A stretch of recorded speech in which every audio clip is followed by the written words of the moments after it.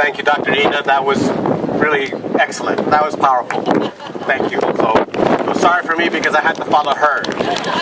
Thank you, Craig, for your kind words. We want to thank you for being here. And being here, you're not just a passive audience. Your presence here means something. People pay attention to the fact that you're here. Two things have happened recently.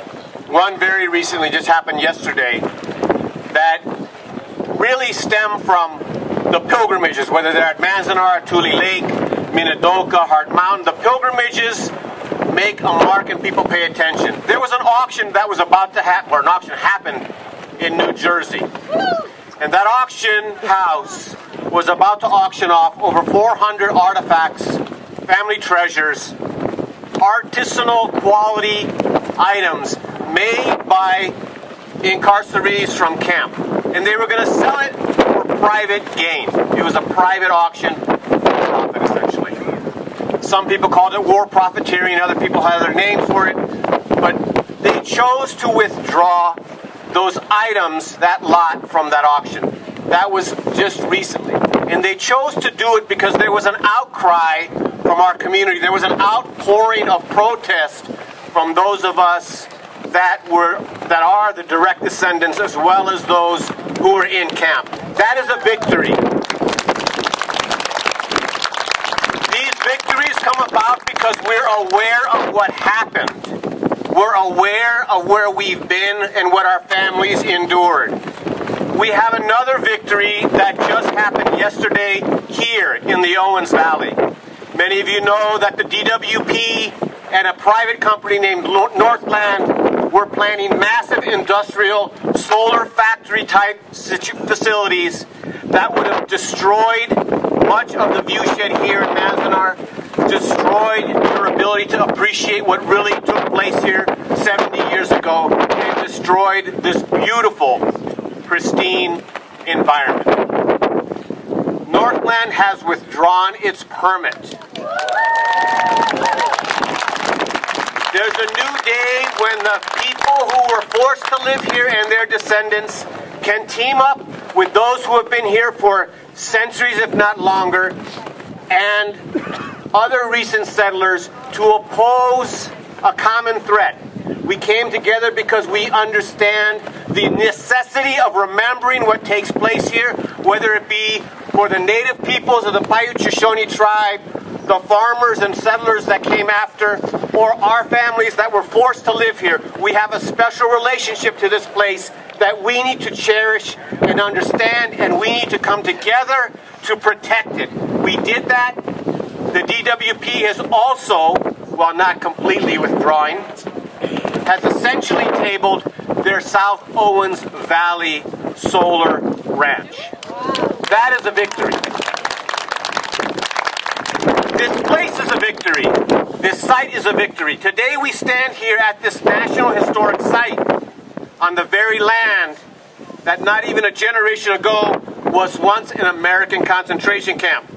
We stand here today having had presidents apologize for this grave injustice. We've had presidents named Fred Korematsu, Gordon Hirabayashi heroes and given them medals.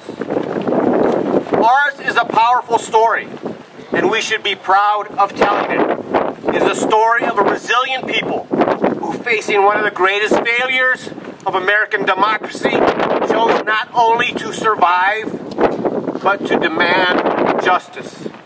Ours is a powerful story, a story about the loss of freedom, of prejudice, of being marched off to live behind barbed wire without charges, and when forced to leave camp, to resettle with no or little support in a hostile environment. Our community had mixed emotions. No doubt people were angry. People were scared. How could you not be?